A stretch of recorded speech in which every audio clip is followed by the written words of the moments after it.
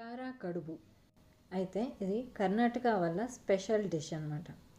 ఈ కారా కడుబు ఒకసారి ట్రై చేసి చూడండి, చాలా ఎంజాయ్ చేస్తారు. ఫస్ట్ మనకు కావాల్సింది 100 గ్రాముల పెసరపప్పు. ఇది బాగా కడిగేసి 2 గంటలు నానబెట్టాను.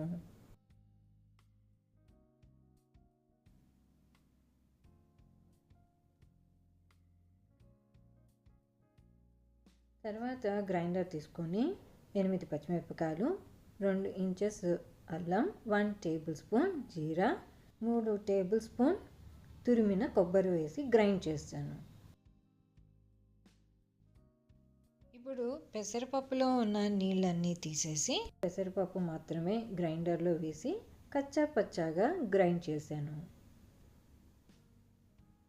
చూసారు కదా, కంప్లీట్గా పేస్ట్ అవ్వలేదండి, అక్కడక్కడ పప్పులు కూడా కనిపిస్తున్నాయి. ఇప్పుడు 1 కప్ బియ్యం పిండి తీసుకున్నాను, దానికి 2 కప్పుల వాటర్ కావాలి. అంతకు మించి వాటర్ అవసరం లేదు. సో స్టవ్ మీద కడాయి పెట్టేసి 2 కప్పుల వాటర్ వేసేసి 1/4 టీ స్పూన్ ఉప్పు వేసాను. నెక్స్ట్ 3 టీ స్పూన్ నెయ్యి వేసాను. నెక్స్ట్ 1 టీ స్పూన్ బియ్యం పిండి కూడా వేసేసి నీళ్ళల్లో అన్నీ కూడా బాగా మిక్స్ అయ్యేట్టు బాగా కలిపాను. ఇప్పుడు బాయిల్ అవుతున్న నీళ్ళల్లోకి 1 కప్ బియ్యం పిండి ఉండలు పట్టకుండా మంచిగా కలపాలి.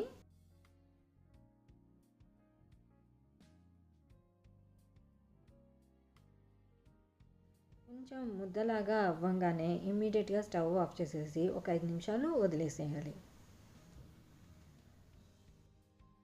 బియ్యం పిండి గోరువెచ్చగా ఉన్నప్పుడు మన చేతికి కొంచెం నీళ్ళు అద్దుకొని ఇంకొంచెం బాగా కలిపేసి ఒక కాటన్ క్లాత్ని తడి చేసేసి ఈ కలిపిన పిండి మీద కప్పేయాలి. ఎందుకంటే బియ్యం పిండి తొందరగా డ్రై అవుతుంది కాబట్టి అలా అవ్వకుండా మనం తడి బట్టతో కప్పేస్తే పిండి డ్రై అవ్వకుండా ఉంటుంది.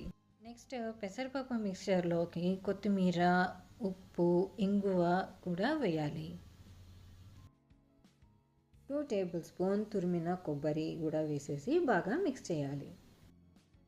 ఇంక ఇప్పుడు చేతికి నెయ్యి బాగా అద్దుకొని రెడీ చేసుకున్న బియ్యం పిండిలోంచి ఒక ఉండని చేతిలోకి తీసుకొని బాగా ముద్దలాగా చేసుకుంటున్నాను.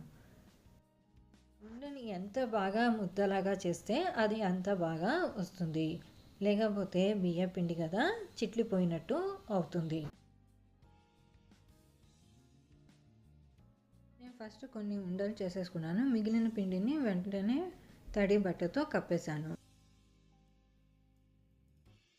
ఇంకా చేతికి కొంచెం నెయ్యి అద్దుకొని ఉండని తీసుకొని బియ్యం పిండిలో అద్ది కొంచెం వెడల్పుగా చేసుకుంటున్నాను.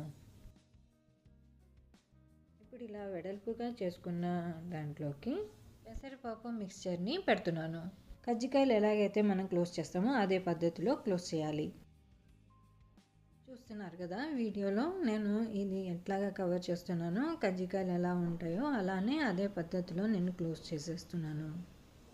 ముఖ్య విషయం ఏంటంటే మనం పెసరపప్పు మిక్చర్ పెట్టేటప్పుడు మాత్రం కొంచెం కొంచెమే పెట్టాలి. ఎక్కువ పెట్టామనుకోండి ఉడికించేటప్పుడు పెసరపప్పు మిక్చర్ బయటికి వచ్చేస్తుంది. మళ్ళీ చేతికి నెయ్యి అద్దుకొని మిగిలిన ఉండల్ని కూడా అదే పద్ధతిలో చేసేసుకోవాలి.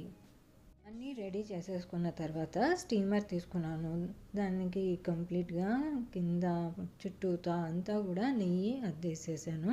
నేను తీసుకున్న స్టీమర్కి 3 గిన్నెలు ఉన్నాయి.